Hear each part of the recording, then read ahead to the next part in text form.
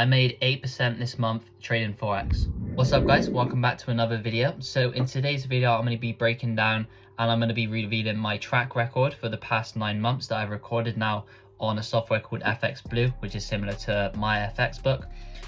And I'm also going to be going through the trades that I took this month, to make in excess of 7%, almost 8% gain on my personal account. So if that sounds interesting to you, make sure to stick around to the end of the video. Make sure to like, subscribe, and we'll get into the charts. All right guys, so before we actually go ahead and break down the trades, I just want to show you this, which is my track record for the past 9 months. I'll block out the balance, but as you can see in the bottom left, it's a real account, and also at the bottom left you can see that the total was 20.3%, and these are the monthly totals. As you can see, for April we actually did manage to make 7.7%, almost 8%, and as again, real account. So yeah, I'm going to be breaking down and going through all of the trades that I took in order to make that 7.7% return this month. So let's get into the charts. Alright guys, so starting with the first trade.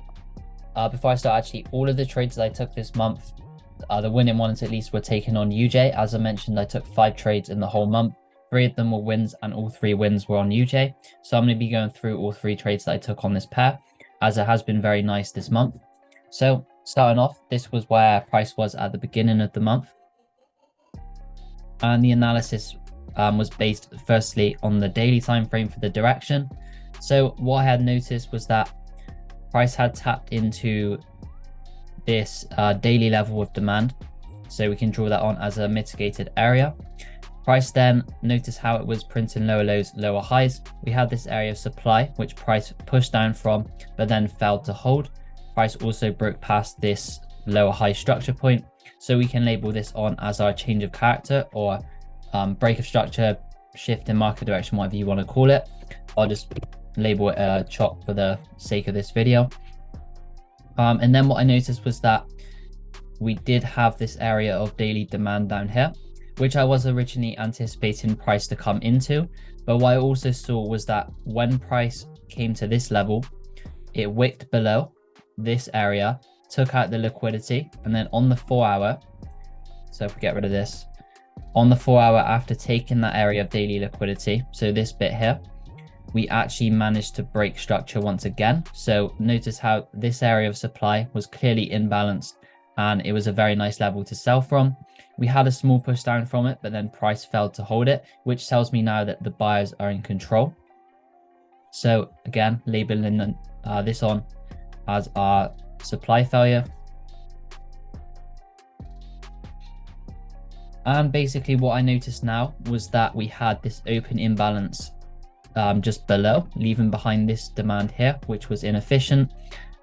And this was the area where the volume sort of kicked in order to hold this supply. What I also noticed, however, was that we were trading within this area of supply. So the overall thoughts behind the direction on this trade was that we could look for sells down to our buy level, but then buys probably up to this high. And that's exactly what we did. So when price came into this level, we didn't just sell, we waited for a confirmation, and the confirmation actually came based on the hourly time frame. So when price came into this area of supply, it immediately started selling off with these very impulsive bearish candles, and we also got a break of structure to the downside, labeling that on here.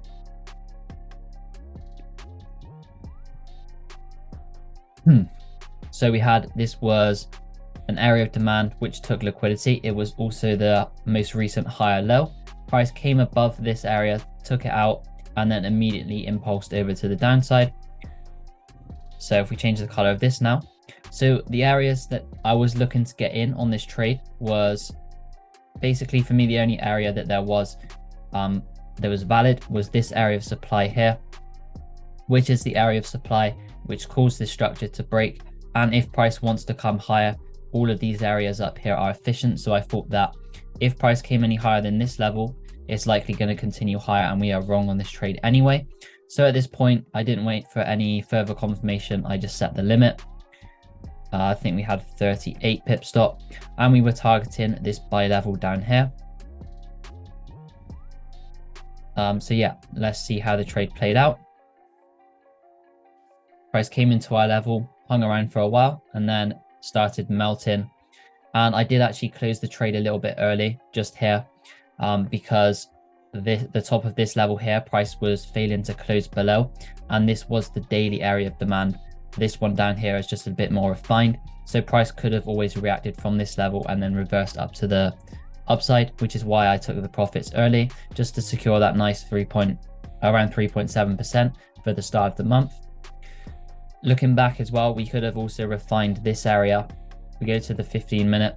We could have refined it to this area of supply up here and entered with a much higher risk to reward on that level there. However, I find that if I do that and overly refine our areas of supply and demand, that more often than not, they end up missing, and you just miss out on a very nice trade like this one.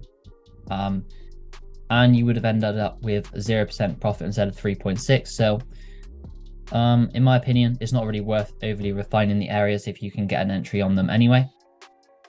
So on to the next trade. As I mentioned now, we were looking for buys at this level down here because we had that break of structure and price left this very nice inefficient level of demand.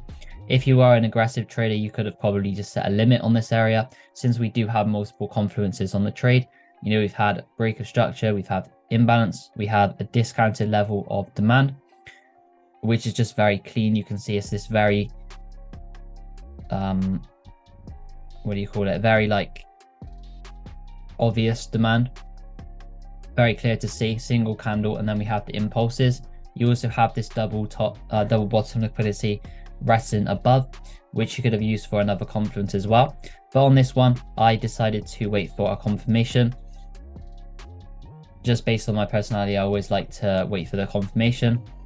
So when price came into our level, we waited for a little bit. And then what we saw was that price printed this sort of equal lows or a lower high. Price then took it out, impulse back up, taking out this level of structure. And that was our change of character, labeling that on. And the reason why this is such a strong change of character, which I would be looking at taking a trade from, is because we also had that grab of liquidity just here. And I talk about this all the time, but basically when price grabs liquidity, the area of supply that or demand that took the liquidity is, I found, almost always going to hold, especially in cases like this where you have the take of liquidity and also a break of structure within a key level of higher time frame demand is a very high probability setup. So after that, all that was left to do was look for areas to enter from and set our limit at, which for me, I saw this area just here, which you can see is a 5-minute area of demand, which was imbalanced and had this liquidity just above. So that's where I decided to set my limit. Also, you can see that below, all of these areas had been mitigated already. So I was thinking that price probably doesn't have enough reason to continue back down to those levels. However, I had a safe stop loss just below this low here. I didn't make it all the way below the wick because I thought if price closes below the body, then these areas of demand have failed and price is likely going to continue lower. So I just set the limit there, and our target was this area of imbalance on the 15-minute. And this area I was just seeing as liquidity, so that's why I wasn't targeting this area. And as you see, if we go back to the 5-minute,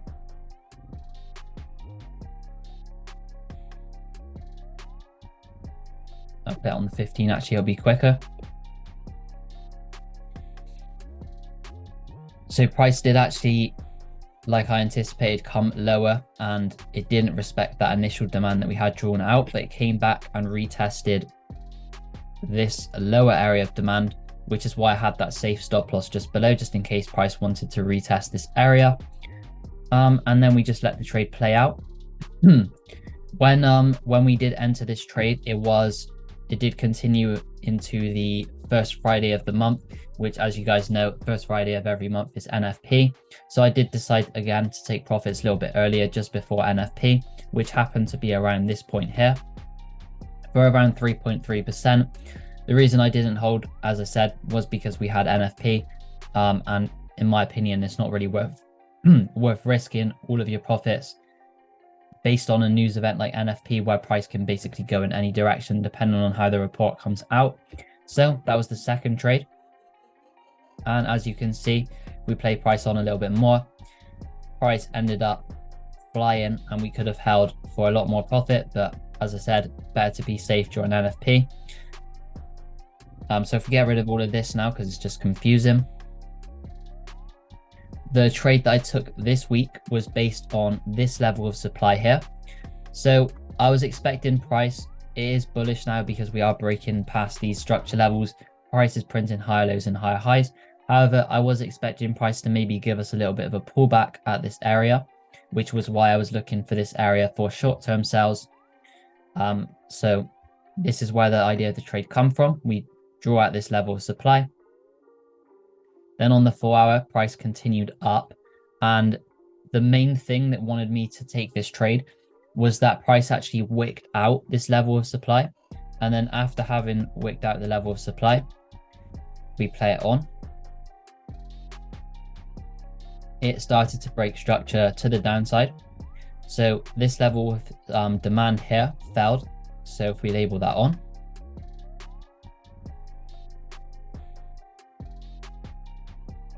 and if we change the color of this, let price do its thing. So after price broke this area of demand, usually I would have just highlighted this premium level of imbalanced supply. So this one here created this imbalance, had this sort of lower high below it where a lot of people would have been selling from based on just based on the masses and what they tend to do. I know a lot of people would have seen this as a supply to sell from, but what I saw was that there was this imbalance above and we had this very clean level of supply, which I went down onto the 15-minute and refined to this area just here. However, on the Friday, this candle here corresponded to a big news event. So as I mentioned, usually I would have just set a limit on this area, but because we did actually have that news, which can often just make price reverse direction in unforeseeable places that it's not likely to react from normally, I waited for price to come into this area and then for a second confirmation. So if we just play price and wait for it to come into that level. There we go. So once price came into our level, the actual entry was based on the 3-minute time frame. The 3-minute, I went as low as this time because the area of supply was refined to the 15-minute. So I went 2 time frames lower to 3-minute.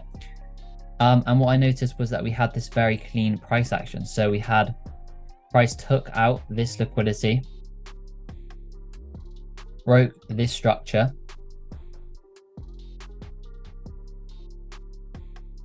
and also left behind this very clean level of 3-minute supply above this lower high, which I was seeing once again as liquidity or inducement for early sellers. So we highlighted this level and simply all we did at this point was set a limit on that area. All of the confirmations are there, so we can set the limit. And I did have quite a conservative take profit at this 3-minute level of demand down here, as you can see, which was inefficient. So yeah, we wait and see how price reacts. Came into the level, pushed down, just hung around there for a bit, and then absolutely melted during New York session and eventually hit the take profit.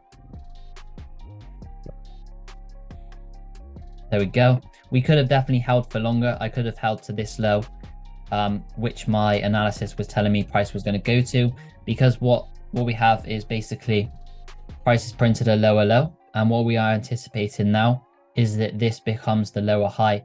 And what comes after a lower high is what we can predict, a lower low. That's the most likely scenario in this case. So for a lower low, price has to come down and take out this level here. So we could have obviously targeted that for an extra about 7%. As you can see, price eventually came and hit that level. That's one thing to learn from next time is don't have such a small stop loss, because I wasted about 7% on this trade. we only secured about 4 in the end. But yeah, that was the basis behind this trade. Very simple trade. All I did was go from supply area to supply area. So once again, we had wick out of 4-hour supply. Demand then fell. Price pulled back into a premium level of imbalanced supply. And then on the 3-minute, we got that fractal confirmation when we had a 3-minute change of character and then a pullback once again into a premium level of supply. Just like rinsing and repeating this process of supply confirmation, then enter on supply once again. And yeah, that was basically all of the winning trades that I took this month. The other 2 trades that I took, as I mentioned, I took 5 trades. The other 2 were losing trades, so I'm not going to break those down. However, I hope you guys found this video useful and learned something from the trades that I took this month. Obviously, the month could have been a lot better if we had bigger take profits and also missed a couple of trades as well, but I was happy with the 8% return regardless. So if you guys did find this video useful, make sure to like, subscribe, and I will see you in the next video.